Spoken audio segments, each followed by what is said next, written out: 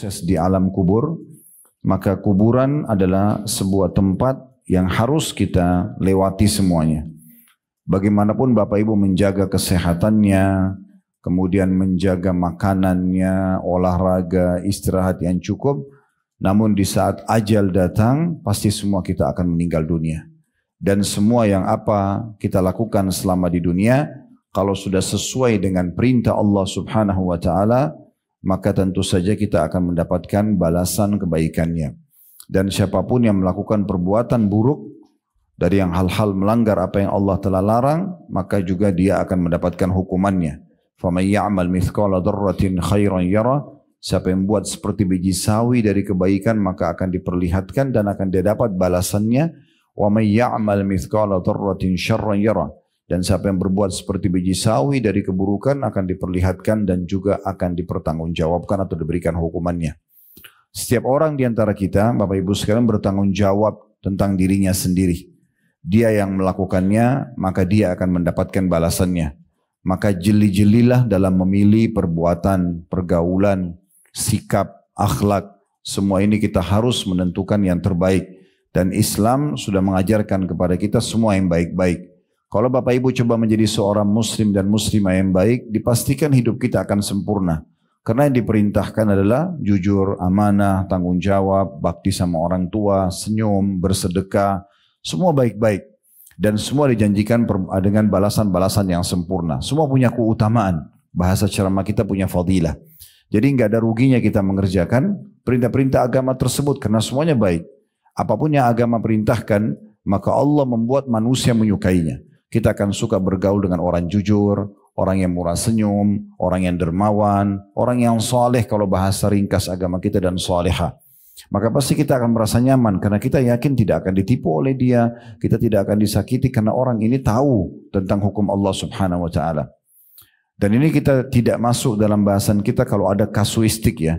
Misal Bapak Ibu pernah bertemu dengan satu orang di pengajian lalu dia menipu, nggak boleh dipukul rata karena itu dia sendiri, dia pribadi. Umumnya majlis ilmu seperti ini, masjid rumah Allah, orang yang menutup aurat dengan baik, itu adalah orang-orang yang baik. Karena tidak mungkin orang mau luangin waktu duduk ya, sekian lama, sekian jam untuk mendengar, menutup aurat, berhati-hati dalam pendapatan dia di luar sana, kecuali memang karena dia takut kepada Allah Subhanahu wa Ta'ala dan dia ingin selamat dari siksa kubur, dari hisab hari kiamat dan masuk neraka. Jadi kalau ada satu dua orang yang salah, itu jangan dijadikan sebagai tolok ukur.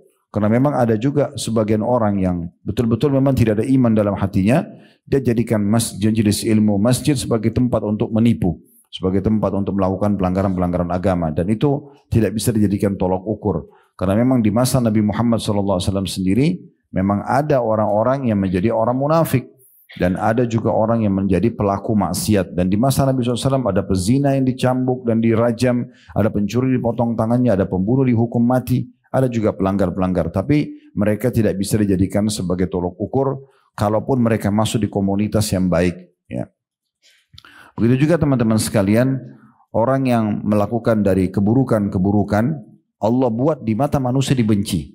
Pasti kita tidak nyaman bergaul sama pembohong, orang yang kasar, orang yang suka menipu. Sekali aja kita tahu dia punya sifat buruk itu, maka mungkin kita sudah menjauh dari dia. Allah buat memang perbuatan-perbuatan buruk yang Allah haramkan dibenci oleh manusia. Jadi kalau Bapak Ibu sekalian menjadi wanita yang saleh dan laki-laki yang saleh, pastikan Anda akan dicintai oleh makhluk dan dicintai oleh Allah Subhanahu wa Ta'ala. Dan kalau Anda buat pelanggaran-pelanggaran agama, Allah benci dan Allah buat makhluk benci. Makanya dalam sebuah hadis yang sahih kata Nabi SAW, kalau Allah mencintai seorang hamba karena kekuatan imannya, ilmunya dan amal solehnya, yang paling pertama Allah panggil Jibril alaihissalam. Lalu Allah mengatakan, hai Jibril, sungguhnya aku mencintai fulan, cintailah dia. Allah suruh Jibril mencintai kita. Kemudian lalu Jibril menyeru di langit sambil mengatakan, ya, sesungguhnya, dan disuruhkan juga di bumi, sesungguhnya Allah telah mencintai fulan, maka cintailah dia. Maka dia pun dicintai oleh seluruh makhluk di langit sana dan juga di bumi. Ya. Maka Allah pun memberikan dia penerimaan di muka bumi. Maksudnya orang akan merasa nyaman, temannya banyak, keluarganya nyaman sama dia, selalu orang kenang kebaikan-kebaikannya. Nah itu cirinya Allah mencintai dia. Sebaliknya kalau Allah membenci seorang hamba karena banyaknya pelanggarannya, kemaksiatannya, suka dusta, suka mengganggu, suka menipu, dan segala macam hal. Kalau Allah membencinya, maka Allah akan memanggil Jibril alaihissalam. Lalu mengatakan, hai Jibril, aku membenci fulan, bencilah dia. Maka Jibril membencinya. Lalu Jibril menyeruh di langit sana, bahwasanya Allah membenci si fulan, maka bencilah dia. Maka Allah buat seluruh makhluk di langit membencinya, dan juga tentunya orang-orang di bumi pun banyak yang tidak menyukainya, dan pasti dia akan selalu kena efek jerah. Tidak ada orang yang melakukan pelanggaran agama tidak dijerahkan, tidak mungkin. Dia sering bohong misalnya, pasti akan kebongkar. Dia sering menipu, pasti akan kebongkar. Dia ganggu orang, pasti akan kebongkar, dan akan mempermalukan diri dia sendiri. Itu semua tujuannya supaya dia berhenti dari kesalahan dia. Kalau tetap saja dia lakukan, dia pindah misalnya dari kota ke kota yang lain, di sana lagi dia lakukan, di sana juga akan diperhinakan. Terus begitu sampai akhirnya puncaknya dihukum, disiksa kubur, dan juga di akhirat sana. Oleh karena itu teman-teman sekalian, majelis ilmu seperti ini tujuannya adalah bagaimana kita memahami hukum Allah dan menerapkan dalam hidup. Saya sudah pernah sampaikan di pertemuan-pertemuan sebelumnya, kami para dai tidak mungkin Bapak Ibu sekalian mengetuk rumah Anda tiap saat, ayo enggak boleh begini, ayo harus begitu. Tapi Bapak Ibu harus menentukan itu. Datang ke majelis ilmu seperti ini atau dengarkan sekarang di media, dan dengarkan dengan tulus dan ikhlas dengan tujuan supaya Bapak Ibu punya panduan hidup. Juga poin penting, setiap kali kita adakan pengajian seperti ini, apapun yang sedang kita bahas, berarti kita membahas ini untuk ke depan. Tidak ada bahasan kita bermaksud sekarang ke belakang. Misal kalau kita bahas tentang kejujuran, kalau misalnya ada yang hadir, dia suka bohong, bukan berarti kita menyinggung dia. Tapi kita sedang membahas dan Allah sedang sampaikan ke kuping dia, dan di dalam tersapi dalam hati dia dan terenungi dalam fikiran dia, oh ternyata saya harus jujur ya, saya nggak boleh bohong, supaya dia perbaiki mulai hari ini ke depan. Tujuan majelis ilmu seperti itu. Ya. Kalau hari ini kita akan bahas kunci sukses yang ke-6 adalah zikir kepada Allah, maka kita akan bahas sekarang ke depan. Jadi kalaupun yang lalu-lalu sudah Bapak Ibu terbiasa dengan zikir, maka berarti sekarang lebih giat lagi. Kalau sebelumnya belum terbiasa, apalagi lalai, maka sekarang mulai start untuk menjadi orang yang banyak melakukan ketaatan ini. Ingat teman-teman sekalian, saya bukan menakut-nakuti, tapi semua kuburan yang Bapak Ibu biasa lewatin, gundukan tanah dan batu nisan, itu manusia yang sama dengan kita di dalam sana. Dan kita pun akan sama dengan mereka.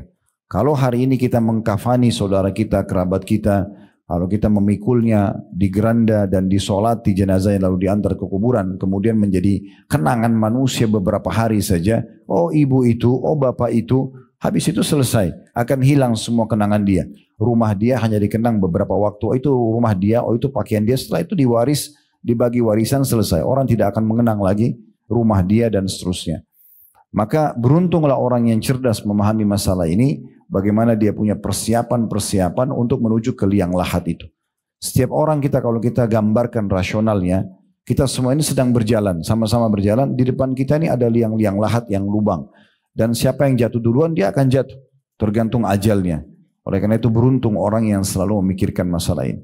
Rabi' ibn Hutsaim rahimahullah, seorang ulama tabi'in yang sangat masyhur, beliau sampai menggali liang lahat di belakang rumahnya. Untuk dia pribadi, bukan untuk dia dikubur ya, hanya untuk muhasabah, introspeksi diri saja. Beliau setiap malam masuk di situ lalu kemudian membaca firman Allah Subhanahu wa taala dalam surah Al-Mu'minun, qala rabbirji'un la'alli a'malu salihan fima tarakt. Ya Allah, kembalikanlah aku ke dunia, ya hidup lagi. Ini bagi orang yang sudah meninggal, apalagi dalam keadaan kafir, dia nyesal-nyesal. Lalu dia mengatakan, wahai Tuhanku, kembalikan aku di dunia. Semoga saja aku bisa melakukan amal-amal saleh yang dulu pernah aku tinggalkan. Tapi Allah mengatakan, kalla innaha kalimatun huwa qailuha wa min wara'i barzun ila yaumi yub'atsun. Itu hanya perkataan yang mereka ucapkan dan mereka sudah berada di alam yang ada barzakhnya. Barzakh itu berarti pemisah antara dia dengan kehidupan dunia. Jadi orang-orang di kuburan itu walaupun dia manusia seperti kita biasa, tapi sudah nggak bisa buat apa-apa. Mereka berada di alam yang sendiri dan diletakkan oleh Allah dinding sehingga mereka tidak bisa interaksi sama kita lagi. Mereka tidak bisa lagi beramal, mereka tidak bisa lagi bertaubat, mereka tidak bisa lagi interaksi sama kita. Beruntunglah mereka yang sudah punya amal-amal yang mereka perbanyak semasa hidup sehingga menemani di kuburan, dan rugilah orang yang akhirnya menyia-nyiakan amal saleh. Juga kembali saya ingatkan, penyesalan di hari kiamat terjadi pada 3 orang. Yang pertama, yang abadi penyesalannya. Orang kafir, orang munafik, orang musyrik. Meninggal dalam keadaan ini menyesal abadi karena masuk ke neraka selamanya. Dikubur disiksa, di neraka disiksa dan tidak bisa keluar. Sampai dalam sebuah hadis yang sahih disebutkan, nanti ahli neraka akan menyuruh memanggil para penjaga neraka dari kalangan malaikat, tolong minta sama Allah ringankan buat kami. Malaikat tidak jawab sekian puluh tahun, ya, nggak dijawab oleh malaikat. Terus disiksa 24 jam non-stop, tidak ada istirahatnya. Kalau penjara manusia di dunia ini masih ada waktu tidur, waktu istirahat, waktu ke kamar mandi, waktu makan, waktu olahraga. Di neraka nggak ada itu. Disiksa 24 jam dan non-stop. Nggak ada negosiasi. Mereka panggil malaikat puluhan tahun nggak dijawab. Setelah itu pun malaikat mengatakan jangan pernah kalian bicara. Nggak ada negosiasi. Tetap disiksa. Lalu mereka memanggil Allah subhanahu wa ta'ala. Zat yang punya sifat ar-Rahmanur Rahim. Zat yang maha pengasih, maha penyayang. Mereka mengatakan, wahai Tuhan kami, tolonglah ringankan kami, keluarkan kami. Allah tidak menjawab mereka, kata Nabi Muhammad SAW, selama seumur dunia. Ya, umur dunia ini berapa miliar tahun, ya, perlu kita tahu ya, kita ini manusia makhluk terakhir Bapak Ibu sekalian. Sebelum kita sudah ada jin, sudah ada hewan-hewan, sudah ada air. Ini semua ini sudah ada sebelum kita. Ya, Allah sudah ciptakan. Makanya waktu Allah ciptakan Nabi Adam, iblis sudah ada, malaikat sudah ada. Dalam surah Al-Baqarah waktu iblis atau malaikat disuruh sujud, iblis menolak, kan gitu. Jadi ini semua bukan hal yang baru gitu. Ya, semua ini sudah ada sebelumnya. Maka kita makhluk terakhir. Ya. Dan kita harus faham masalah ini teman-teman sekalian, supaya kita jangan sampai terlalaikan terus-menerus. Ya. Karena kalau terlalaikan terus-menerus akan menyesal nantinya. Akan sangat menyesal, bukan cuma menyesal, akan sangat menyesal nantinya. Jadi kita harus renungi sama-sama, kita harus punya persiapan betul-betul dan kita harus selamatkan diri kita. Karena kalau tidak jadi masalah, ya, kita akan jadi masalah buat diri kita sendiri. Perbanyak amal soleh dan kalau ada kesempatan dikasih umur, maka perbanyak taubat dari dosa-dosa yang lalu supaya tidak ada hisabnya nanti hari kiamat. Sebelum datang waktu kita tidak bisa lagi berbuat apa-apa, tidak bisa lagi kita selamatkan diri kita. Jadi penyesalan yang pertama adalah orang-orang kafir, munafik dan musyrik yang abadi. Mereka tidak bisa lagi keluar dari neraka itu dan disiksa selamanya. Lalu kita kembali ke riwayat tadi, maka mereka memanggil Tuhan mereka Allah, zat yang maha pengasih dan maha penyayang, tapi Allah tidak menjawab mereka seumur dunia. Setelah itu pun Allah menjawab mereka, ikhsa'u fiha wa la tukallimun. Ya, terhinalah kalian di dalam neraka itu, tinggallah di situ selamanya dan jangan pernah kalian bicara dengan aku. Jadi setelah disiksa seumur dunia, Allah juga menjawab begitu. Karena banyak orang lupa. Mereka cuma tahu sifat Allah Ar-Rahmanur Rahim, Allah Maha Pengasih, Maha Penyayang, tapi mereka lupa Allah juga Syadidul Iqab. Allah itu sangat berat siksaannya. Ya, Bapak Ibu bisa rasakan siksaan itu. Kita sekali bohong, bisa saja Allah buat kita gelisah sebulan. Siksaan Allah itu berat. Sekali orang buat salah, Allah buat dia masalah rumah tangganya misalnya sekian tahun. Banyak masalahnya. Padahal sebenarnya cuma karena masalah mungkin pernah bohong sekali, mungkin dia pernah menipu sekali, mungkin dia pernah mukul sekali, sudah cukup Allah buat dia berhari-hari gelisah. Ya, oleh karena itu jangan pernah anggap cuma satu sisi Allah Maha Pengasih, Maha Penyayang dan lupa kalau Allah itu sangat berat siksaannya. Amal soleh dipelajari untuk diterapkan, dosa-dosa dipelajari untuk dijauhi. Ya, kan itu. Golongan kedua yang menyesal adalah orang-orang mukmin yang banyak dosanya sehingga dosanya lebih berat daripada amal solehnya. Dikenal dengan usatul mukminin. Jadi dia sholat, ya, tapi dia juga masih berbuat dosa-dosa yang lain. Sehingga nanti pada saat ditimbang amalnya hari kiamat, dosanya lebih berat. Misalnya dosanya 10.000, amal solehnya 9.000. Dia harus disiksa dulu untuk membersihkan 1.000 atau 1.500 dosanya. Orang ini juga menyesal, karena harusnya dia tidak perlu masuk ke neraka. Kalau dia tidak buat dosa itu kan dia bisa masuk ke surga langsung. Cuma penyesalannya tidak ada manfaatnya. Sampai nanti nikah bersih dosanya atau mendapatkan syafaat pertolongan yang Allah izinkan. Nah, golongan ketiga ini yang kita garis bawahi adalah orang-orang mukmin yang masuk ke surga. Mereka enggak masuk neraka, mereka masuk surga dari awal. Tetapi banyak sekali amal-amal soleh yang mereka sia-siakan selama di dunia. Misalnya lewati kotak amal masjid enggak sumbang, lihat orang miskin enggak beri, azan dikumandangkan enggak sholat sunnah qobliyah misalnya, sunnah-sunnah lah, bukan yang wajib ya. Tapi nanti dia nyesal, karena ternyata kalau dia kerjakan, dia akan dapat derajat lebih tinggi dari apa yang dia dapatkan sekarang gitu. Cuma penyesalan itu tidak akan bermanfaat lagi, karena sudah tidak bisa naik ke derajat itu. Mirip kalau komplek perumahan, biasanya kan ada klaster-klaster ya. Ada klaster yang premiumnya, ada klaster tipe A, tipe B, tipe C gitu ya. Nah, bisa saja orang yang cuma mengerjakan amal wajib, misalnya dia di klaster B misalnya, atau di klaster C. Klaster yang di atasnya itu lebih mewah, lebih bagus fasilitasnya. Tapi itu khusus orang yang menggabungkan wajib sama sunnah. Dia nggak bisa lagi dapat itu. Nah, pertanyaan sederhana, kenapa Bapak Ibu nggak mau sholat sunnah? Apa masalahnya? Waktunya juga toh kita akan lalui, daripada duduk, sholat aja duha. Daripada hanya duduk atau aktivitas biasa sambil berzikir pagi. Kenapa nggak sholat ba'diyah? Kenapa nggak sholat malam? Masalahnya apa? Gitu kan? Orang lain bisa kerjakan, kenapa kita tidak kerjakan? Itu akan mendatangkan penyesalan nanti, karena ternyata itu membawa derajat yang tinggi di surga. Nah, di antaranya yang kita bahas sebenarnya adalah berzikir kepada Allah. Banyak sekali orang anggap ini, zikir ya sudahlah. Ya, mungkin habis sholat saya sudah cukup. Atau mungkin zikir pagi petang kalau pada yang baca sudah cukup. Padahal sebenarnya tidak cukup. Itu belum cukup. Ya, kita harusnya berzikir kepada Allah non-stop. Ingat, satu-satunya ibadah yang tetap bertahan sampai di surga hanya zikir. Di surga nggak ada lagi sholat, nggak ada jihad, nggak ada lagi sedekah, nggak ada lagi haji, nggak ada semuanya. Yang ada cuma zikir saja. Bahkan nanti dalam riwayat tentang surga, mereka akan diilhamkan tasbih, ya, sebagaimana kalian diilhamkan nafas. Jadi ahli surga tidak pernah berhenti. Seperti kita bernafas naik turun, kita sudah sampai kadang-kadang tidak sadari kalau kita sedang bernafas karena rutinnya. Nah, seperti itu nanti ahli surga selalu berzikir. Nah, orang yang suka berzikir di dunia, maka akan lebih mempermudah dia juga mendapatkan derajat yang tinggi di surga, dan akhirnya dia juga lebih mudah berzikir kepada Allah di sana nantinya. Baik, di halaman 23 saya akan bacakan dulu dalil yang diangkat oleh penulis, sebuah hadis saja. Nanti baru kita insya Allah lanjutkan dengan syarah dan penjelasan lebih jauh, yaitu kunci sukses yang keenam, selamatkan dari siksa kubur, berzikir atau mengingat Allah. Disebutkan hadis dari Mu'adz bin Jabal. Mu'adz bin Jabal radhiyallahu anhu, dia mengatakan, "Ma'amila adamiyun amalan anjalahu min azabillahi min dzikrillah." Terjemahannya, tidaklah seorang anak Adam melakukan satu amalan yang lebih menyelamatkannya dari azab Allah dibandingkan zikir pada Allah.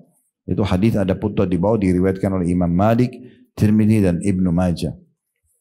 Hadis ini ya memberikan gambaran kepada kita teman-teman sekalian bagaimana agungnya zikir itu. Sampai-sampai ya di sini Mu'adz bin Jabal radhiyallahu anhu mengatakan, pastikan tidak ada sesuatu yang paling cepat dan paling mudah menyelamatkan orang dari siksa Allah kecuali zikrullah. Sebagian ulama mengatakan kalau ada orang pas terjerumus dalam dosa pun, kemudian dia berzikir kepada Allah, misalnya dia terbuka pintu interaksi sama lawan jenis, dia mau terjerumus pada zina, kalau dia sempat ucapin saja astagfirullah, itu tiba-tiba kayak seperti ada tameng gitu. Kayak dia muncul rasa takut, dia khawatir, dia bisa tidak lanjutkan. Orang pencuri, orang apa saja, atau mungkin orang lagi duduk gosipin orang, tiba-tiba ada yang mengatakan astagfirullah, itu satu kali ucapan saya sudah cukup membuat orang jadi hati-hati. Apalagi kalau dia segera berzikir lebih banyak, maka akan membuat dia jauh daripada perbuatan dosa itu. Berarti juga selamat dari hukuman yang bisa datang dari perbuatan dosa tersebut. Ya, jadi zikir ini sangat besar sekali manfaatnya. Baik, karena penulis hanya mengangkat sebuah hadis, maka saya akan coba bacakan untuk Bapak Ibu sekalian dari kitab Sahih At-Targhib Tarhib, ya. Kitab As-Sahih At-Targhib Tarhib ini insya Allah nanti kalau tidak ada halangan saya akan kirim ke tim, nanti tim akan kirim ke ketua majelis taklim dan bisa dikirimkan ke Bapak Ibu, ya. Nanti bisa dibuka PDF-nya di di rumah, ya. Yang jelas ada kitab zikir khusus, ya, kitab zikir khusus, ya, diangkat oleh Al-Mundhiri namanya. Al-Mundhiri pengarang buku At-Targhib Tarhib. Kitab At-Targhib Tarhib ini termasuk kitab yang sangat kami referensikan, ya, karena khusus membahas tentang janji-janji Allah di ibadah yang kita kerjakan, dan juga khusus membahas ancaman-ancaman Allah di dosa yang kita kerjakan. At-Targhib artinya hadis-hadis yang berisikan motivasi untuk mengerjakan ibadah, keutamaan-keutamaannya lah, ya. Semua masalah perintah dalam agama di situ disebutkan hadis-hadisnya oleh Al-Mundhiri rahimahullah tentang keutamaannya. Dan at-tarhib artinya ancaman, ya, bagi pelanggar dosa, ya, ancaman bagi pelanggar dosa, dan itu kena hukumannya. Dari situ diangkat hadis-hadis tentang masalah ancamannya. Riba itu apa ancamannya, zina apa ancamannya. Jadi saya sangat rekomendasikan untuk Bapak Ibu baca buku ini. Dan bukunya sangat mudah untuk dibaca. Nanti dalam bentuk PDF akan dikirim ke panitia. Nanti panitia insya Allah baru share ke Bapak Ibu sekalian ya. Tapi mungkin bukan sekarang, tapi selepas kita ta'lim. Sekarang fokus saja dengarkan apa yang ditulis oleh beliau. Dan yang akan dikirim nanti adalah buku judulnya Sahih At-Targhib Tarhib. Sahihnya. Maksudnya adalah setelah menelusuri buku Al-Mundhiri oleh Al-Albani rahimahullah, Syekh Al-Albani mengeluarkan hadis-hadis yang lemah. Lalu beliau menukil dan hanya menulis di situ buku, di dalam buku itu hadis-hadis yang sahih dan hasan saja. Lalu kemudian beliau mengatakan judulnya Sahih At-Targhib Tarhib. Jadi insya Allah nanti buku ini kalau Bapak Ibu baca nggak perlu khawatir ini sahih nggak hadisnya, karena buku ini sudah sahihnya. Baik, ada satu kitab dari kitab-kitab ini, dari kitab-kitab yang ini kurang lebih 6 jilid terjemahan bahasa Indonesia ya. Di jilid 3-nya ada khusus tentang masalah zikir. Misal contoh, beliau menyebutkan tentang adanya anjuran memperbanyak zikir kepada Allah Subhanahu wa taala. Hadis yang pertama dengan sanad sahih dari hadis Abu Hurairah radhiyallahu anhu bahwasanya Rasulullah SAW bersabda, yaqulullahu ana inda dhanni abdi bi. Saya sesuai dengan prasangka hambaku ya. Wa ana ma'hu idza dzakarani, dan aku akan selalu bersamanya kalau dia mengingatku, berzikir kepadaku, maka Allah akan selalu mendampingi kita.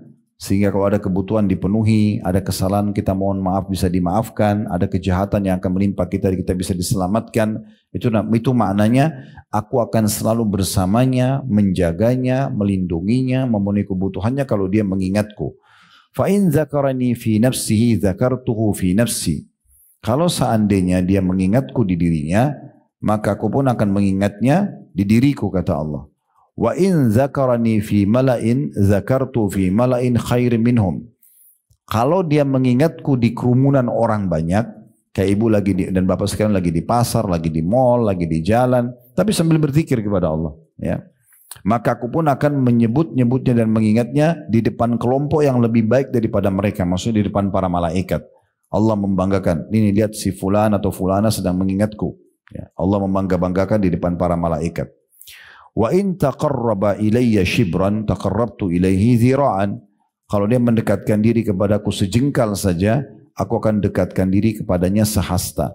Jadi sedikit kita coba dekatkan diri sama Allah kayak begini 1 jam dengarin ceramah misalnya, udah cukup untuk membuat Allah Subhanahu wa taala mendekatkan diri kepada kita. Ya, sedikit kita berusaha, sedikit kita taubat, istighfar beberapa kali, sedikit kita sholat sunnah misalnya, sudah cukup kita merasa ada kedekatan diri sama Allah.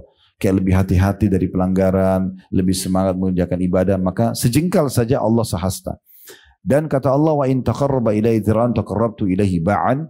Kalau dia dekatkan diri kepadaku sehasta, ya, maka aku dekatkan diri kepadanya sedepa. Ya, kalau dia sejengkal, aku sesiku. Kalau dia sesiku, aku selengan gitu ya. Kemudian kalau taqarraba ilayya wa in atani yamshi ataitu harwala. Kalau dia datang kepadaku dengan berjalan, aku akan datang kepadanya dengan berlari kecil. Ya. Jadi maksudnya ini adanya motivasi dari Allah Subhanahu wa taala agar kita banyak berzikir kepada Allah Subhanahu wa taala. Kemudian juga dalam riwayat yang lain dengan sanad sahih. Ya, kalau yang pertama tadi itu diriwayatkan oleh Imam Bukhari tentunya ya, hadisnya, dan Imam Muslim. Kalau sekarang ini hadis diriwayatkan oleh Ibnu Majah. Dengan sanad yang sahih dari hadis Abu Hurairah radhiyallahu anhu, beliau berkata, "Inna Allah azza wa jalla yaqul ana ma 'abdi idza huwa dzakarani wa taharrakat bi syafatahu." Aku akan terus, kata Allah SWT, bersama dengan hambaku bila ia sibuk mengingatku dan kedua bibirnya terus bergerak untuk menyebut namaku. Jadi Allah selalu bersama, maknanya apa tadi? Allah penuhi kebutuhannya, Allah lindungi kalau dia ada masalah yang akan menimpa dia, atau akan memberikan jalan keluar kalau dia sedang menghadapi masalah sendiri. Jadi kalau ada orang mau jahat sama kita, Allah lindungi. Kalau kita lagi ada masalah, sumpah, sedih, kehilangan sesuatu, Allah akan hibur dan menggantikannya dengan cara berzikir saja. Memperbanyak zikir kepada Allah subhanahu wa ta'ala. Dalam hadis yang lain, coba dengarkan saja hadis ini dan banyak sekali keutamanya. Di antaranya hadis yang sahih diriwayatkan oleh Tirmidzi dari hadis Abdullah bin Busur radhiyallahu anhu, beliau mengatakan anna rajulan qal, ada seseorang pernah berkata kepada Nabi Muhammad sallallahu alaihi wasallam, ya Rasulullah, wahai Rasulullah, inna syara'il Islam qad kathurat alayya. Sesungguhnya ajaran-ajaran Islam sudah banyak sekali. Maksudnya saya ini mau kerjakan yang mana saya harus pilih dan sudah terlalu banyak, ragamnya banyak. Lalu dia mengatakan, fa akhbirni bi syai'in atashabbathu bihi. Tolong beritahukan kepadaku di antara semua amalan-amalan itu yang mana yang paling aku harus fokus. Tetap kerjakan, tapi kira-kira aku jangan tinggalkan apa? Supaya betul-betul bisa mendapatkan rahmat Allah, dapat pengampunan, bisa selamat di dunia, datang rezekinya, semua masalah yang bisa terpecahkan di akhirat juga selamat. Maka kata Nabi SAW, qala la yazaru lisanuka ratban min dzikrillah. Ya, kalau kau pengen itu, maka jadikan lisanmu agar selalu basah, ya, berzikir kepada Allah subhanahu wa ta'ala. Dalam riwayat yang lain juga, teman-teman sekalian, ya, hadis Muadz bin Jabal radhiyallahu anhu, beliau mengatakan, inna akhira kalamin faraktu alaihi Rasulullah sallallahu alaihi wasallam. Sesungguhnya perkataan terakhir sekali dari nasihat Nabi untukku. Muadz bin Jabal ini sahabat Nabi yang mulia dan salah satu dai Nabi. Beliau mengatakan sesungguhnya yang akhir nasihat Nabi sampai kepadaku yaitu waktu saat aku tanya kultu ayyil amali ahabbu ila Allah. Aku sempat bertanya, ya Rasulullah, amal apa yang paling Allah cintai?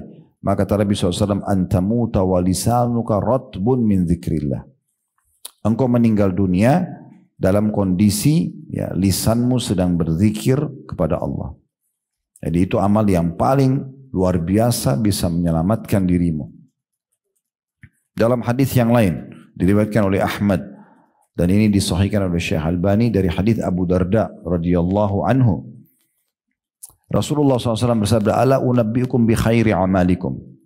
Mau enggak saya tunjukkan pada kalian amal kalian yang paling bagus, paling besar pahalanya, paling menyenangkan nanti kalau kalian lihat di timbangan amal kalian, wa azkaha inda malikikum, dan yang paling suci di sisi raja kalian Allah, wa arfa'iha fi darajatikum, dan yang paling cepat mengangkat derajat kalian di surga. Cepat sekali, dengan sedikit lakukan sudah langsung derajatnya tinggi di surga.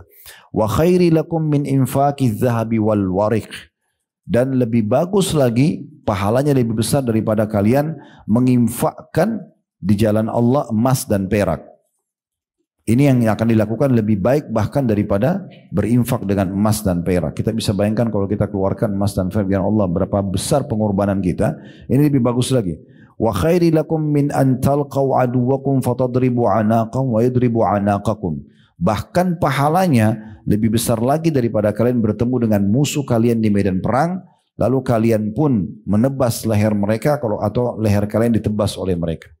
Artinya kalian membunuh musuh di medan perang, pergi jihad, atau kalian pun terbunuh mati syahid. Ini masih lebih bagus lagi dari itu. Jadi saya ulangi, luar biasa ya. Kata Nabi SAW, maukah saya sampaikan amal yang paling baik? Ini keutamaan pertama. Yang kedua, paling suci di sisi Tuhan kalian. Ya. Jadi amal yang paling baik, maksudnya paling besar pahalanya, paling suci ya, di sisi Tuhan kalian. Kemudian yang ketiga, paling cepat mengangkat derajat kalian di surga. Paling cepat mengangkat derajat kalian di surga. Jadi luar biasa cepatnya melejit langsung ke derajat-derajat yang tinggi. Yang keempat, lebih baik daripada infak dengan emas dan perak. Lalu kemudian yang kelima, lebih baik daripada masuk ke medan perang, jihad, membunuh musuh atau terbunuh oleh musuh jadi mati syahid.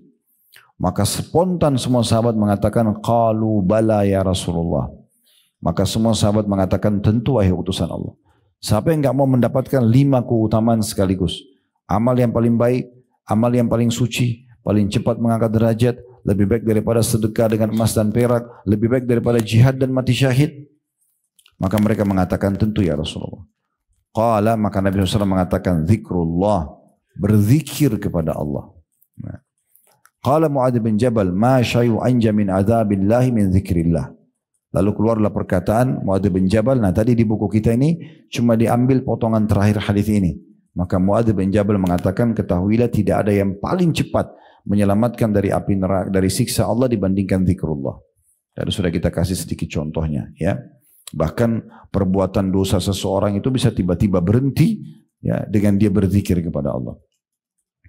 Dalam riwayat yang lain, Abdullah bin Umar radhiyallahu anhu mengatakan, mirip dengan tadi riwayat sebelumnya, ya. Kata Nabi SAW, wa ma min syai'in anja min adzabillahi min dzikrillah.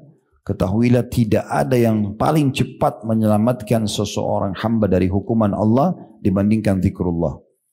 Maka sahabat mengatakan, qalu walal jihadu fisabilillah, perang pun di jalan Allah ya Rasulullah tidak bisa secepat zikir untuk menyelamatkan dari hukuman Allah. Kata Nabi SAW, qala walau an yadriba bisayfihi hatta yanqati'. Walaupun orang yang sedang berperang terus ikut berperang sampai pedangnya terputus, apakah dia putus karena membunuh musuh atau dia dibunuh oleh musuh, dia sudah tidak bisa pakai lagi pedangnya. Berarti luar biasanya zikrullah itu, sampai-sampai betul-betul bisa menyelamatkan, menjadi pahala yang sangat besar dan bisa menyelamatkan dari segala macam mara bahaya, ya. Jadi sangat baik itu kalau misalnya Bapak Ibu lagi kaget, ya, atau lagi kagum, selalu zikrullah, ya. Kalau kita lagi kaget, kita bisa bilang subhanallah atau Allahu Akbar misalnya. Kalau kita lagi kagum, kita bilang Masya Allah, ya, selalu begitu, ya. Dan setiap ada omongan, kalau itu positif, bilang Masya Allah. Kalau ada sesuatu yang kurang baik, astagfirullah. Terus itu, ya. Dan ini non-stop. Non-stop. Mulai sekarang ke depannya yang sedang kita targetkan, bukan cuma zikir habis sholat saja, bukan hanya zikir pagi petang, tapi bagaimana Bapak Ibu tidak pernah berhenti lisannya berzikir kepada Allah Subhanahu wa taala. Jadikan rutinitas, ya. Kalau lagi pada duduk nongkrong atau ibu lagi masak, potong bawang, potong cabe, sambil zikir. Kenapa nggak ambil zikir? Gitu kan. Sementara zikir itu tadi sudah dikatakan lebih baik daripada jihad, daripada, ya, infak, ya. Dan paling cepat mengangkat derajat di surga, paling mudah menyelamatkan dari segala macam mara bahaya atau siksaan. Kenapa kita nggak lakukan? Selalu berzikir kepada Allah Subhanahu wa taala. Di dalam riwayat yang lain juga, riwayat yang sahih diriwayatkan oleh Tabarani dan Al-Bazzar dari hadits Ibnu Abbas radhiyallahu anhuma, ia menuturkan bahwasanya Rasulullah SAW bersabda, "Man ajaza minkum 'anil lailati ay yaqabadahu wa bakhila bil mali ay yunfiqah wa jabuna 'anil adu an yujahida falyukthir dzikrallah." Siapa di antara kalian yang tidak mampu atau masih merasa berat bangun sholat malam. Kemudian yang kedua, masih perhitungan kalau mau mengeluarkan infak. Dan yang ketiga, masih takut menghadapi musuh. Maka segera selamatkan dirinya untuk menutupi kekurangan itu semua dengan memperbanyak zikrullah. Karena zikir akan menutupi kekurangan itu. Masih bolong-bolong sholat malamnya, jangan kekurangan zikirnya. Masih kalau berinfak masih cuma 2.000 rupiah terus, nggak pernah nambah-nambah, terus minta sama Allah kesehatan, keselamatan, surga dan neraka, masih pelit, ya. 2.000 tapi mintanya banyak gitu, ya. Nah, ikuti sama zikir.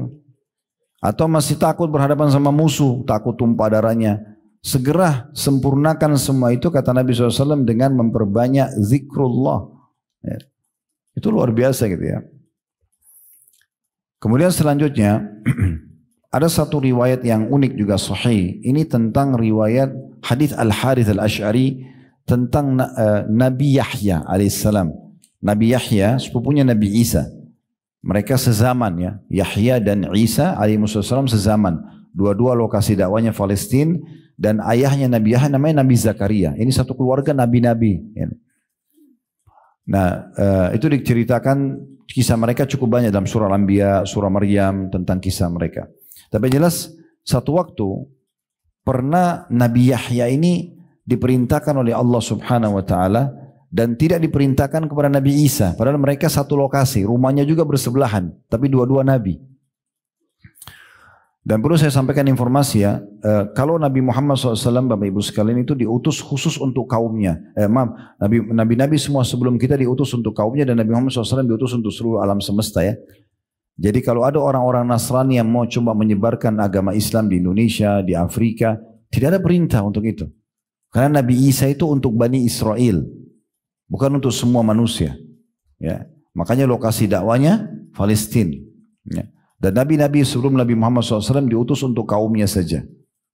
Makanya banyak nabi-nabi sezaman, seperti Nabi Ibrahim sezaman dengan ponakannya sendiri Nabi Lut. Nabi Ibrahim lokasi dakwanya itu Babilonia, Irak, yang ada Raja Namrud yang Allah binasakan, yang coba membakar Nabi Ibrahim. Kemudian beliau pindah setelah itu ke Palestina, lalu kemudian membawa Hajar dan Ismail ke Mekah. Jadi 3 titik ini saja agamanya Nabi Ibrahim. Nah, Nabi Lut itu tidak diperintahkan oleh Allah jadi nabi, dan lokasi dakwanya Jordania. Kalau meja ini kita bagi 2, ini Palestina tempatnya Nabi Ibrahim, setengahnya Jordan, ini daerahnya Nabi Lut. Dipisahin cuma dengan laut mati saja. Tapi sini Nabi. Kita sering baca surah Al-Kahfi ya, malam Jumat, hari Jumat ya. Ada kisah Nabi siapa di situ? Nabi Khidir ya, yang sezaman dengan Nabi Musa. Sezaman tapi beda lokasi kan itu. Nah, ini juga Nabi Isa alaihissalam sezaman dengan sepupunya sendiri Nabi Yahya, pamannya Nabi Zakaria, ini satu lokasi. Ini mereka di masa itu khusus untuk kaumnya, dan bisa saja satu zaman mereka berapa orang berdakwah. Tapi Nabi Muhammad SAW berbeda. Beliau satu-satunya Nabi yang diutus untuk seluruh alam semesta. Semua orang harus masuk Islam gitu ya, mengetahui tentang Islam. Yang mengikuti beliau selamat, yang tidak tentu akan celaka. Nah, seperti itulah yang diajarkan dalam agama Allah Subhanahu wa taala. Nah, kita kembali kepada hadis kita. Nabi Yahya pernah diwahyukan kepada Allah Subhanahu wa taala untuk menyampaikan 5 hal kepada Bani Israel. Tapi ini tidak diperintahkan kepada Nabi Isa. Ya, saya bacakan hadisnya. Nabi SAW mengatakan, Inna Allah auha ila Yahya bin Zakaria bi 5 kalimatin an ya'mala bihinna. Sesungguhnya Allah memerintahkan kepada Nabi Yahya untuk menyampaikan 5 atau mewahyukan 5 kalimat yang dia diperintahkan untuk mengamalkan 5 itu. Wa ya'mur Bani Israel an ya'malu bihinna, dan memerintahkan Bani Israel untuk mengerjakannya. Berarti di sini khususkan untuk Bani Israel. Tapi karena Nabi Muhammad SAW menukil kepada kita, kalau beliau sudah sampaikan berarti bagian juga daripada hal yang kita dianjurkan ya. Faka'anna abta'a bihinna, tapi Nabi Yahya terlambat dalam menerapkannya. Begitu terima wahyu enggak langsung diterapin untuk dirinya, enggak langsung disampaikan. Fa'atahu Isa faqal, Inna Allah amaraka bi 5 kalimatin an ta'amala bihinna. Lalu Nabi Isa diperintahkan oleh Allah untuk menegur Nabi Yahya. Nabi Isa datang lalu mengatakan, sesungguhnya Allah perintahkan kamu dengan 5 kalimat agar engkau mengamalkannya. Wa ta'muru Bani Israel an ya'malu bihinna, dan kau juga diperintahkan untuk menyampaikan kepada Bani Israel untuk mengamalkannya. Fa imman tukhbirahum wa imma an ukhbirahum. Sekarang ambil keputusan, kamu mau sampaikan pada mereka atau aku yang sampaikan? Jadi karena Nabi Yahya terlambat menyampaikan, maka Allah suruh Nabi Isa menyampaikan. Kalau kau tidak sampaikan, Allah suruh saya yang sampaikan loh ini. Maka saat itu, faqala ya akhi la taf'al. Nabi Yahya mengatakan, wahai saudaraku, jangan kau lakukan itu. Fa inni akhafu in sabaqtani bihinna an yukhsafa bi aw azab. Karena aku khawatir kalau kau kerjakan itu, malah aku nanti ya akan dihukum oleh Allah, disiksa. Karena ini tugasku, bukan tugasmu gitu ya. Qala fajama'a Bani Israel bi Baitul Maqdis hatta imtala al-masjid. Maka Nabi Yahya pun mengumpulkan Bani Israel, kemudian sampai membuat seluruh wilayah Masjid Aqsa itu penuh. Ya, dipenuhi pada saat itu. Ini luar biasanya kalau Bapak Ibu belum pernah ke sana ya, tapi lokasi Masjid Aqsa luas sekali.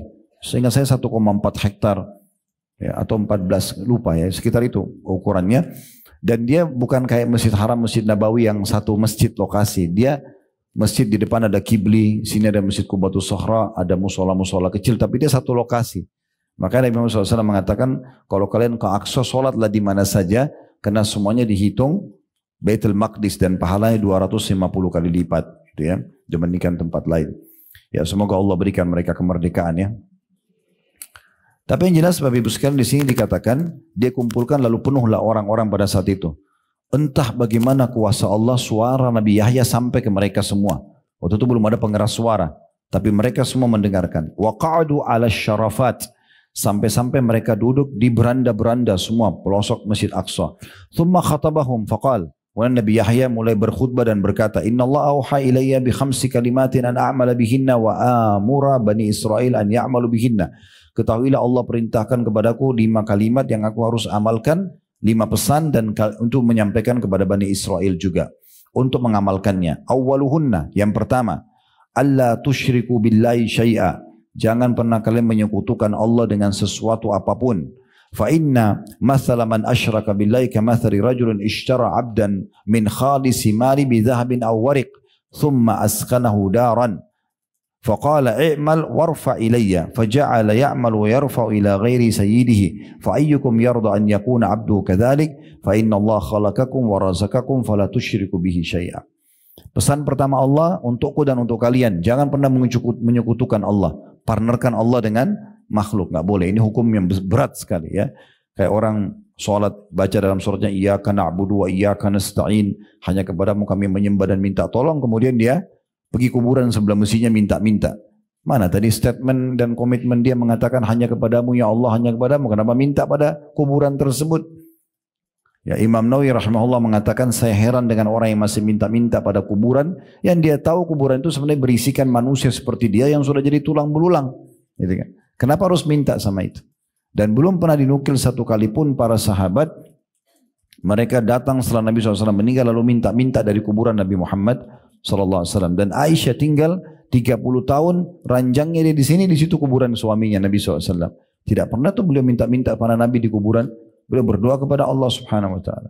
Dan kita diperintahkan agar minta kepada Allah sampai tali sendal kita pun putus minta kepada Allah. Kata Nabi SAW, minta apapun kepada Tuhan kalian walaupun sampai tali sendal kalian yang putus. Kita disuruh betul-betul manja kepada Allah Subhanahu Wa Taala. Kurang lebih begitu. Jadi nggak boleh syirik.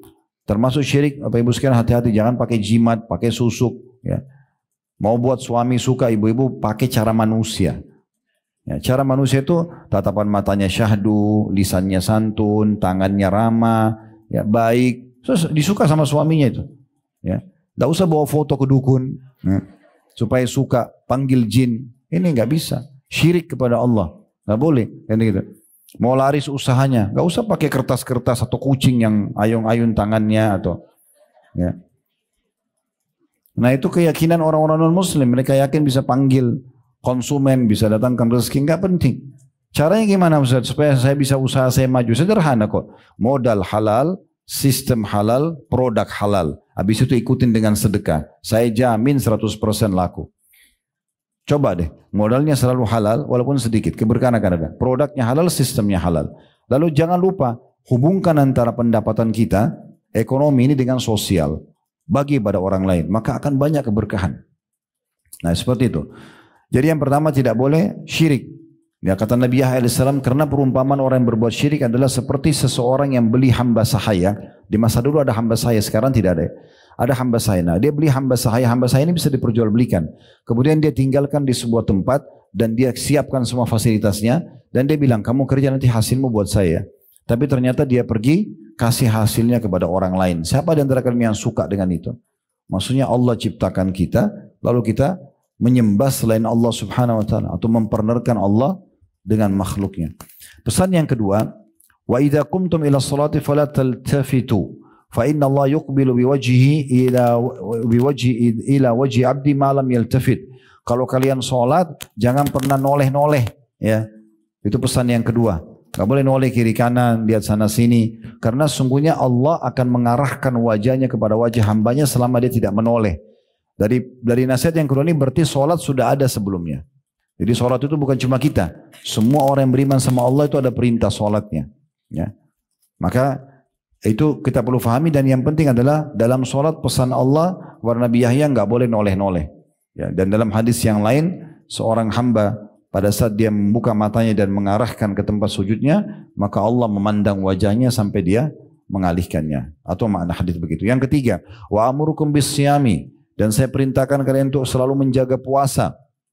Wajib atau sunnah. Wa mathalu dzalika kamathali rajulin fi isabatin ma'ahu surratan min miskin kulluhum yuhibbu an yajida rihaha wa inna as-siyama atyabu indallahi min rihil misk. Karena perumpamaan puasa itu seperti orang yang bawa tumpukan kayu kecil, tapi di antara kayu itu ada yang mengeluarkan bau kasturi.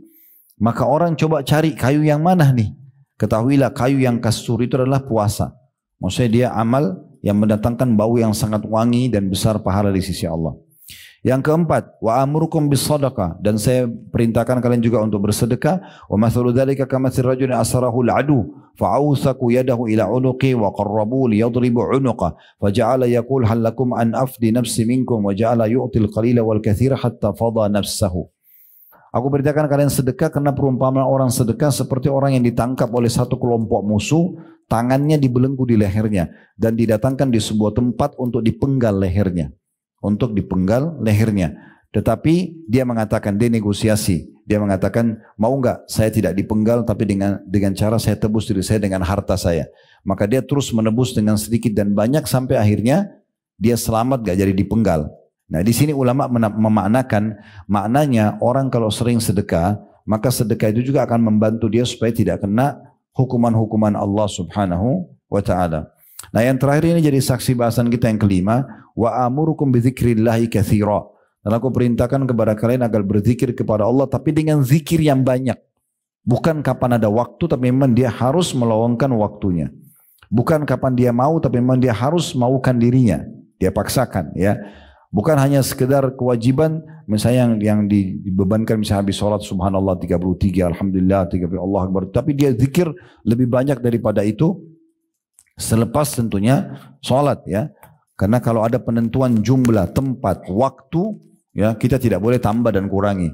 Nabi SAW mengatakan zikir habis sholat subhanallah 33, alhamdulillah 33, Allah akbar 33. Jangan bilang oh saya mampu baca 35. Nabi sudah tentuin jumlahnya, tempatnya dan jenisnya udah. Tapi baca subhanallah selain habis sholat boleh banyak. Boleh 100, boleh 1000 gitu kan. Nah kata Nabi Yahya, yang kelima adalah saya diperintahkan untuk mengamalkan dan kalian juga amalkan untuk banyak berzikir kepada Allah. Wa mathalu dzalika kamathil rajulin talabahu al-adu sira'an fi athari. Karena perumpamaan orang yang berzikir seperti orang yang sedang dikejar oleh musuh dan musuh berhasil mendapat jejaknya. Artinya dia sudah akan dibunuh oleh musuh. Hatta ata hisnan hasina, sampai dia menemukan sebuah benteng yang kokoh. Fa ahraza nafsahu fihi. Maka dia masuk melindungkan dirinya dalam benteng tersebut. Wa kadzalikal abdu la yanju minasyaitani illa bidzikrillah. Oleh karena itu ketahuilah seperti itulah perumpamaan seorang hamba, dia tidak akan mungkin selamat dari syaitan kecuali dengan zikrullah. Jadi ini poin teman-teman sekalian yang juga perlu digarisbawahi berumpamaan dengan zikir. Di antaranya juga hadis Nabi SAW dengan hadis yang sahih dari hadis Abu Musa al-Ash'ari radhiyallahu anhu. Nabi SAW bersabda, "Mathalul ladzi yadhkuru rabbahu wal ladzi la yadhkuru rabbahu mathalul hayy wal mayyit." Perumpamaan orang yang berzikir kepada Allah dengan orang yang tidak berzikir kepada Allah seperti orang yang hidup dan orang yang mati. Kita bisa bandingkan, orang yang hidup masih bisa melihat, bisa ngomong, bisa aktivitas, yang mati sama sekali tidak bisa. Di dekat kantor kami pernah sholat Jumat dan kebetulan saya duduk di saf itu ada jenazah mau disolatin habis Jumat. Sebelahnya karena tempatnya mestinya kecil nggak besar, jadi paling pojok misalnya sebelah sana ditaruh ada geranda jenazah, di saf awal ini semua orang sholat gitu. Terus saya kebetulan melihat kondisi itu sambil mendengarkan khutbah sambil saya merenung gitu. Subhanallah, orang yang jadi di geranda sekarang yang sebentar lagi mau disolatin ini manusia seperti kita. Baru beberapa jam yang lalu dia masih bisa sholat, masih bisa zikir, masih bisa segala macam. Tapi sudah mati, udah nggak bisa buat apa-apa. Andai saja dia dikasih kesempatan ngomong, pasti dia akan bilang, saya juga mau ikut sholat, ya, saya juga mau berzikir gitu kan. Tapi sudah tidak bisa. Nah kemudian saya coba renungi hadis ini. Perumpamaan orang yang berzikir dan orang yang tidak berzikir seperti orang yang mati dan orang yang zikir hidup. Orang yang mati itu adalah orang yang tidak berzikir. Artinya betul-betul perbedaannya antara langit sama bumi. Akan sangat banyak penyesalan dari orang yang tidak berzikir kepada Allah di hari kiamat nanti, karena seperti orang yang vakum, dia tidak bergerak, tidak bisa beraktivitas apa-apa dibandingkan dengan orang yang banyak berzikir. Dalam riwayat lain, rumah, ya, perbedaan perumpamaan antara rumah yang banyak berzikir kepada Allah dan tidak zikir seperti rumah orang mati dan orang yang hidup. Ya, seperti orang hidup itu kan ada lampu, ada kehidupan, ada ngobrol. Nah seperti itu orang berzikir sama kuburan yang memang tidak ada orang di sana gitu ya. Kemudian selanjutnya mungkin saya tutup dengan ini ya, tentang masalah tentu banyak sekali hadis, tapi kita tidak bisa baca semua. Nanti Bapak Ibu bisa murajaah di kitab zikir yang tadi saya bilang yang akan kita coba kirimkan ya. Tapi ada sebuah hadis yang menyebutkan tentang keutamaan majlis seperti kita. Insya Allah majlis ilmu begini ya. Atau misalnya Bapak Ibu hadir di satu masjid, semua lagi berzikir, yang sana lagi baca subhanallah, yang sini lagi baca alhamdulillah, sana baca Quran, yang sana lagi sholat. Orang di lingkungan kayak semuanya lagi berzikir tapi masing-masing. Nah ini punya keutamaan sendiri. Ya. Dan tidak masuk dalamnya orang yang berzikir rame-rame. Ya. Saya dia baca subhanallah, yang lain semua pada ikut semua, itu tidak masuk dalam masalah itu. Nanti kita jelaskan jabarannya ya. Tapi saya bacakan dulu hadisnya, hadis yang sahih. Abu Hurairah mengatakan radhiyallahu anhu bahwasanya Rasulullah SAW bersabda, Inna lillahi malaikatan yatufuna fit turuq. Ketahuilah ada golongan khusus malaikat-malaikat Allah yang keliling di jalan-jalan di muka bumi ini. Yaltamisuna ahla zikir. Mereka khusus mencari orang-orang yang zikir, mengingat Allah. Di antaranya majelis ilmu begini masuk dalam zikir. Atau orang baca Quran, atau orang berzikir, baca subhanallah, alhamdulillah, atau orang lagi sholat, itu semua dianggap zikrullah, bagian daripada zikir kepada Allah ya. Maka malaikat-malaikat ini khusus keliling-keliling nyari. Kayak majelis ilmu ini mereka cari. Kalau mereka sudah temukan fa in wajadu qauman yadhkurunallaha tanadau. Kalau mereka temukan kaum yang sedang kumpul kayak majelis ilmu atau orang lagi zikir habis sholat, maka mereka saling manggil satu sama yang lain. Malaikat ini ya. Kemudian mereka mengatakan halummu ila hajatikum. Ayo kumpul sekarang cepat, inilah hajat kita. Ini loh sebabnya Allah ciptakan kita, khusus pekerjaan mereka itu mencari majelis-majelis seperti ini. Fayahuffunahum biajniyatihim, maka malaikat-malaikat tersebut mulai melindungi mereka dengan sayap-sayapnya ila samai dunia, sampai ke langit dunia. Langit yang pertama kita bisa lihat. Qala fayas'aluhum rabbuhum wa huwa a'lamu bihim ma yaqulu ibadi. Maka Allah pun bertanya kepada para malaikat tersebut sambil mengatakan, dan Allah lebih tahu sebenarnya. Allah bertanya ini bukan Allah tidak tahu, tapi Allah memang menugaskan malaikat, lalu Allah tanyakan kepada mereka, apa yang diucapkan oleh hamba-hambaku itu? Qala yaquluna yusabbihunak. Maka para malaikat mengatakan mereka bertasbih kepadamu ya Allah, wa yukabbirunak, mereka bertakbir kepadamu. Mereka bilang subhanallah, mereka bilang Allahu akbar, wa yahmadunak, dan mereka mengatakan alhamdulillah, wa yumajjidunak, dan mengagungkanmu ya Allah. Qala fayaqulu har ra'uni, maka Allah berfirman, apakah mereka sudah melihatku? Maka para malaikat mengatakan tentunya, fayaqulun la wallahi ya rabbi ma ra'auk, demi Allah mereka belum melihat engkau ya Allah. Qala fayaqul kaifa law ra'auni, maka Allah pun berfirman kepada para malaikat, bagaimana kalau mereka melihatku? Maka para malaikat mengatakan, law ra'auka kanu ashadda laka ibadatan. Kalau mereka melihatmu ya Allah sebagaimana kami bisa bertemu denganmu, maka pasti mereka akan lebih kuat lagi dalam beribadah, wa ashadda laka tamjidan, dan akan lebih memuliakanmu lagi, wa aktsara laka tasbihan, dan lebih banyak lagi bertasbih kepadamu. Qala fayaqulu wa fama yas'aluni, maka Allah bertanya lagi kepada para malaikat, mereka mohon apa kepadaku? Qala fayaqulun yas'alunakal jannah, maka para malaikat mengatakan mereka mau surgamu ya Allah. Orang dulu di majelis ilmu, orang berzikir, orang sholat, orang ngaji untuk apa? Untuk masuk surga. Mereka mohon surga ya Allah. Qala fayaqul wa hal ra'auha, maka Allah mau tanya lagi kepada malaikat, mereka sudah lihat surga itu? Qala fayaquluna la wallahi ya rabbi ma ra'auha. Maka para malaikat spontan mengatakan tidak, demi Allah mereka belum melihat wahai Tuhan kami. Fayaqul, maka Allah pun berfirman, fa kaifa law ra'auha, bagaimana kalau mereka sudah melihat surga itu? Qala yaqulun, maka para malaikat mengatakan, law annahum ra'auha kanu ashadda 'alaiha hirsa. Kalau mereka lihat pasti mereka akan lebih menjaga lagi.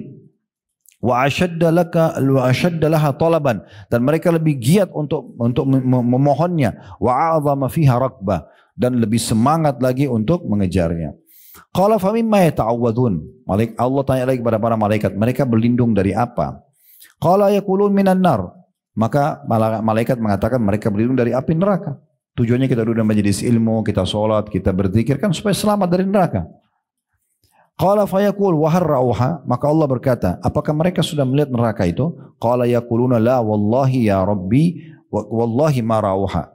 Mereka mengatakan tidak, demi Allah mereka belum melihatnya. Qala fayaqul fa kaifa ra'auha. Lalu bagaimana kalau mereka sudah melihat neraka itu? Qala yaqulun, maka para malaikat mengatakan law ra'auha kanu ashadda minha firara. Kalau mereka lihat pasti mereka akan lebih menjauhkan diri, lari darinya. Wa ashadda laha makhafa, dan pasti lebih takut lagi.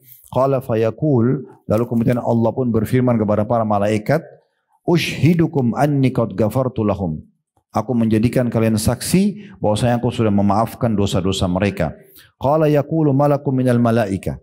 Maka ada satu malaikat tiba-tiba nyeletuk mengatakan, ya, ngomong, fihim fulanun laisa minhum.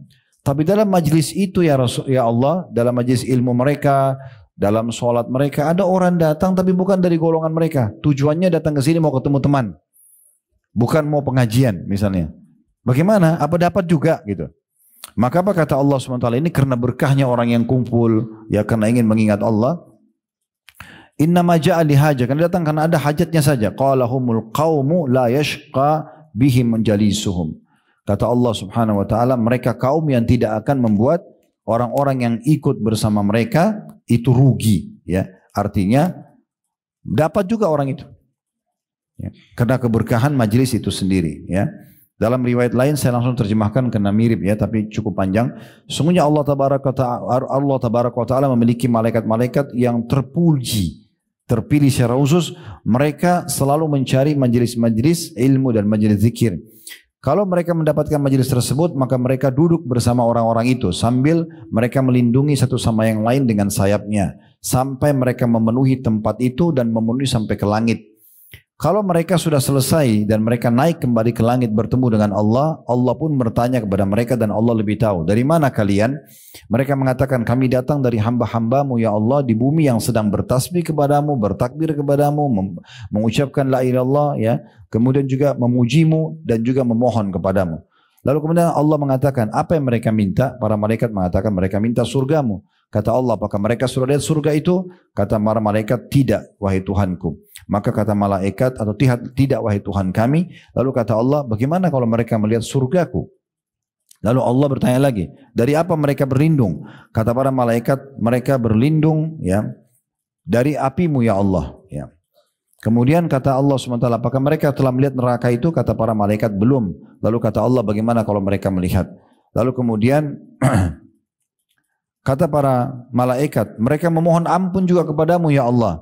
Lalu kata Allah SWT, ya, aku telah ampuni mereka dan aku sudah berikan apa yang mereka minta dan aku juga sudah menyelamatkan mereka dari apa yang mereka khawatirkan. Lalu kemudian mereka mengatakan, wahai Tuhan kami, ada di antara mereka pelaku dosa. Dalam majlis ilmu itu ada pelaku dosa, yang datang ke masjid itu ada pelaku dosa, ya. Dia kebetulan lewat, dia lihat ramai, dia ikut. Gitu kan. Maka kata Allah SWT, aku juga ampuni orang itu, ya. Karena sesungguhnya kaum yang sedang berkumpul tidak akan merugikan siapapun yang ikut bersama mereka. Nah, ini berarti menandakan luar biasanya kedudukan majelis ilmu itu, ya. Sampai seperti itu, ya. Itu majelis zikir. Nah, kemudian teman-teman sekalian perlu kita garis bawahi, tadi saya bilang tidak masuk dalamnya orang kalau zikir rame-rame, ya. Karena pernah terjadi di masa Abdullah bin Mas'ud radhiyallahu anhu, di masa tabi'in pernah ada orang di masjid, dia duduk sambil dia pegang batu, kemudian dia bertanya subhanallah, yang lain semua ikut subhanallah, alhamdulillah, alhamdulillah, semua rame-rame gitu. Lalu kemudian Abdullah bin Mas'ud menegur sambil mengatakan, begitu cepatnya kecelakaan dan kebinasaan bisa pada kalian. Lalu yang pimpin mengatakan, wahai Abu Abdurrahman, ini maksudnya julukannya Abdullah bin Mas'ud, kami hanya ingin kebaikan, ya. Kami kan berpikir baik. Maka kata Abdullah bin Mas'ud menegur kurang lebih maknanya, kalian ingin kebaikan tapi berapa banyak orang yang mau kebaikan tapi tidak sampai kepadanya. Bukankah Rasulullah SAW baru saja meninggal, rumahnya masih ada, pakainya masih ada. Kok bisa kalian buat sesuatu yang Nabi tidak contohkan? Jadi maksudnya kalau kita mau pahala juga kita harus perhatikan baik-baik, ya, supaya betul-betul sesuai dengan apa yang Allah Subhanahu wa taala perintahkan, ya. Kemudian juga saya akan tutup dengan satu hadis lagi, nanti besok kita buka pertanyaan, dan juga beberapa riwayat tentang orang-orang saleh kalau mereka berzikir kepada Allah seperti apa, ya. Riwayat ini adalah seorang wanita bernama Yusairah radhiyallahu anha. Ini wanita seorang muhajirah dari Mekah. Dia mengatakan, qala lana Rasulullah sallallahu alaihi wasallam alaikunna bitasbihi wat tahlili wat taqdisi waqidna bil anamil fa innahunna mas'ulatun mustantaqatun wala takfulna fatansayna ar-rahma.